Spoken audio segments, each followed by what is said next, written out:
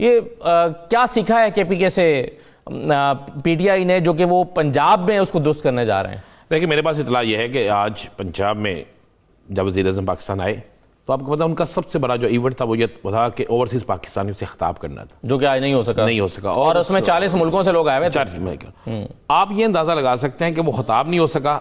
Overseas पे सबसे ज़्यादा ये शोर डालते थे, उनसे कुछ ने ना मुलाकात हुई ना खिताब हुई। गवर्नर साहब जो है वही नहीं खिताब नहीं, तकरीब ही कैंसिल हो गई ना। तकरीब कैंसिल हो गई, तकरीब नहीं हुई। गवर्नर साहब जो है गवर्नर हाउस में उन्हें ज़ोहराना देके उनको राज़ी करने की कोशिश करते रहे।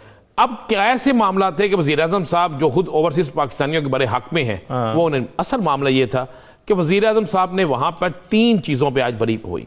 एक, सबसे पहले वज़ीर आला पंजाब से पूछा गया कि जनाब ये बताएं कि ये जो ज़िमनी इलेक्शन था खानेवाल का, इस पर क्या हुआ?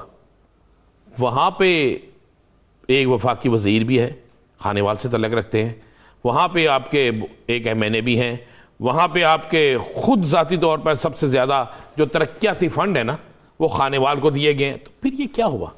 उसके बाद उन्होंने कहा भाई आप आए ज़रा कंटोनमेंट बोर्ड में, गुजरांवाला में जीती तहरीक इंसाफ, चेयरमैन किसका बन गया?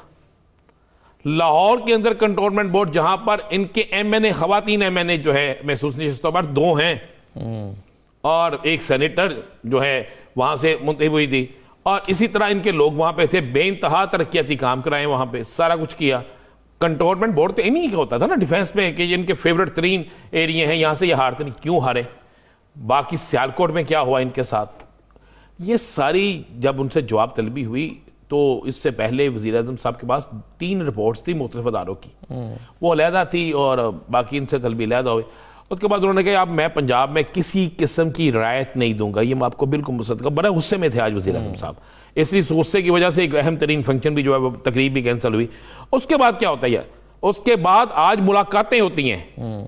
असद जो आज मुलाकातें हुई हैं वो कुछ मुल्तान से थे, कुछ डेरा गाजी खान से तल्लुक़ रखने वाले कुछ लोग थे, कुछ बखर से थे, कुछ रहीम यार खान से थे, कुछ फिर आप आ जाते हैं इधर पोटोहार साइड जो है वहाँ से थे, कुछ सेंट्रल पंजाब से थे। ये उन लोगों से मुलाकातें की गई हैं जो लोग आइंदा बल्दियाती इंतखाबात में जीत सकते हैं, जिनकी कुछ से है, जिनके कोई रूट्स हैं, जिन्हें पता है कि वहाँ में किस तरह जाना है, उनसे बाकायदा मुलाकातें की। उनसे पूछा गया कि अगर पंजाब में बल्दियाती इलेक्शन होते हैं तो हम किस तरह जीतेंगे, हम किस रूट नीचे रूट तक क्या करेंगे, हमें कहां कहां पे अपने इत्तेहादियों की मदद करेंगे। क्योंकि इन बल्दियाती इंतखाबात के नताइज पे फिर अगले इलेक्शन जो है वो डिपेंड कर रहे हैं। 2023 के जो इंतखाबात हैं, यहां पर आप ग्राउंड पर काम करेंगे, आपके अपने बंदे आएंगे, वो काम करेंगे, तो शायद वो आपको 2023 के इलेक्शन में हमवार करके देखें। इसलिए इनको अब ये तो कह रहे हैं ना, ये जितनी मर्जी जान छुड़ाएं, एक कानून मौजूद है, दिसंबर में तो मुद्दत खत्म हो जाएगी ना। जी हाँ, पिटीशन भी खारिज हो गई बल्दियाती इदारों के नुमाइंदों ने जो की थी कि जहां में 2.5 साल की मुद्दत और दी जाए, क्योंकि हमारा टाइम आया वो पिटीशन नहीं, लेकिन वो तो मुद्दत खत्म हो चुकी है ना दिसंबर में।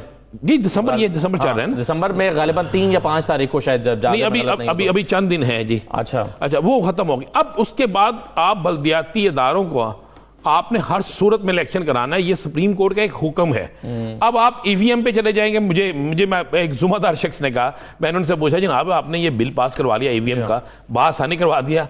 तो उसने मुझे हंस के ना पंजाबी में कहा, उन्होंने कि इन्होंने इलेक्शन कराने कोई नहीं, तो इन्होंने क्या EVM विच पा दो ना, EVM होएगी तो ना इलेक्शन होगी। ये मुझे पंजाब एक जुम्मेदार शख्स ने मुझे। लेकिन वैसे अब इन इलेक्शन से फरार जो है ना तो ये मुमकिन दिखाई देता राणा साहब, बिल्कुल, क्योंकि इलेक्शन कमीशन का भी दबाव है और अदालत का भी दबाव है। अदालत का फैसला आ गया हुआ है जिसका आपने जिक्र भी किया, और उसके बाद यह है कि अब खुद PTI भी शायद इसके पर आ गई है, इस पर डिस्कशन शुरू हो गई है, तैयारी शुरू हो गई है। तो मेरा ख्याल है PTI अब राय फरार इख्तियार कर भी नहीं सकती, इससे भाग नहीं सकती, वो काउंटर प्रोडक्टिव। मैं आपको बता देता हूँ जी, आज ये भी हुआ है कि दोबारा जनाब जहांगीर तरीन सबसे राब्ते किए जाए। अच्छा, अगर हमने पंजाब में इलेक्शन जीतना है तो जनूबी पंजाब जो है, जनूबी पंजाब, इसमें जहांगीर तरीन साहब को दोबारा एक्टिव किया जाए, उनसे मुशावरत की जाए, उनको इत्मीनान में लिया जाए और उन्हें अपने साथ रखा जाए। जिस पर मजे वाली बात आपको बताऊं कि वजीर आला साहब ने थोड़ा सा हल्का सा नाराजगी का अपनी तरफ से इजहार किया। उस्मान गुजार साहब ने इमरान खान साहब के सामने ये कहा कि नहीं सर जी हम वैसे जो इतला, लेकिन उस पर वजीर आज़म ने कहा कि आगे खानेवाल का रिजल्ट देखकर मुझे अंदाजा हो गया है कि आप लोग कितने मुतहर्रक हैं। फिर एक वफाकी वजीर को फ़ोन भी किया गया और उनसे कहा भी गया कि खानेवाल का इलेक्शन हम किस तरह हार गए, वहाँ पे क्या वहाँ पे भी ग्रुपिंग थी, अच्छा, मजे वाली बात है, वहां पे भी ग्रुपिंग थी। और दूसरी बात यह है कि वहां पे सबसे ज्यादा, ये आपने कहा था जरी इलाका है वो, तो बहुत इन्होंने फायदे दिए थे, कुछ नहीं हो सका।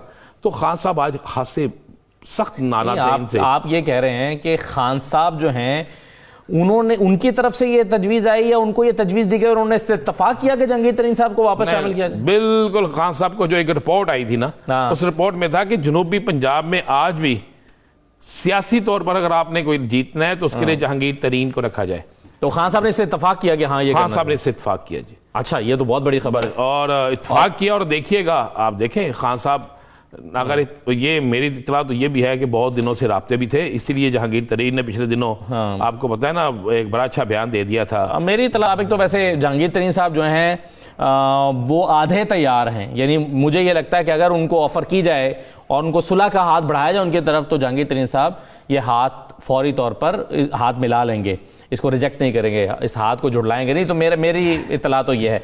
अच्छा, दूसरा ये है कि वो जो एक बात रह गई कि आज की जो बड़ी इंपॉर्टेंट तकरीब थी ये कैंसिल क्यों हुई ईरान साहब? क्या वजह हुई, क्या इसको कैंसिल क्यों कर दिया गया? मेरे पास इतला ये है, और मेरी इस वाले से इनके जिम्मेदार शख्स बात हुई, उन्होंने कहा जी कि तकरीब बिल्कुल होनी थी, लेकिन गवर्नर पंजाब साहब को पहले चाहिए था कि वो शेड्यूल देख लेते कि जो वज़ीर आज़म साहब का शेड्यूल है क्या उसमें वो 3 से 4 घंटे हैं।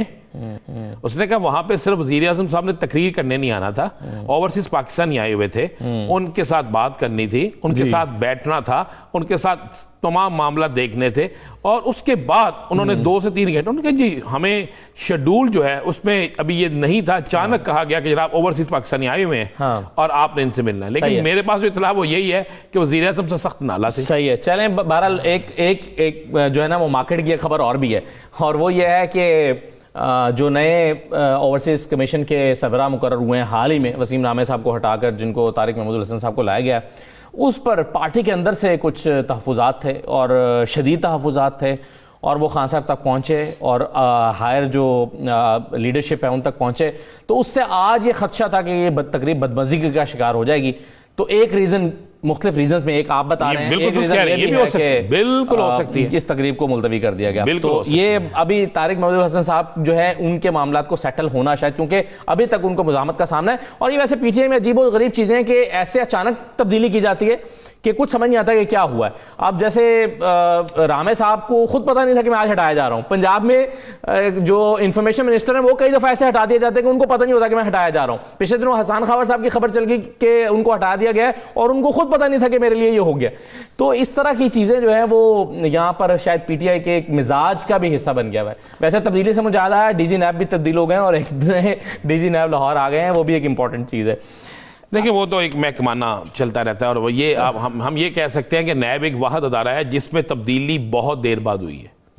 बाकी तमाम अदारों के अंदर तब्दीलियां इस तरह मौसम से ज्यादा जल्दी में होती थी, लेकिन बल्कि तब्दीलियां इस तरह होती थी इतनी देर में नोट तब्दील नहीं होता जितनी। लेकिन उसमें सिग्निफिकेंट बात यह है कि जो डीजी नैब लाहौर लाए गए हैं उनका नैब में सर्व करने का कोई तजर्बा नहीं है, और वो एक यानी चंद हफ्ते पहले वो अपॉइंट हुए हैं कॉन्ट्रैक्ट पर 1 साल की, और वो आज उनका नोटिफिकेशन हुआ है। आज वो मेरी खबर के मुताबिक लाहौर पहुंच गए और मेरी खबर के मुताबिक सुबह वो ऑफिस पहुंच रहे हैं, और उनका इस पोस्ट पर काम करने का कोई तजर्बा नहीं है। और प्लस ये है कि वो खैबर पख्तूनख्वा से आए हैं, तो खैबर पख्तूनख्वा प्राइम मिनिस्टर के प्रिंसिपल सेक्रेटरी वैसे बड़े एक्टिव हैं, तो काफ़ी लोग कड़ियाँ मिलाकर जब देखते हैं तो चीज़ें समझने की कोशिश कर रहे हैं कि ये क्या हो रहा है। बहरहाल अभी चूंकि इस पर हम हतमी तौर पर कुछ कह नहीं सकते।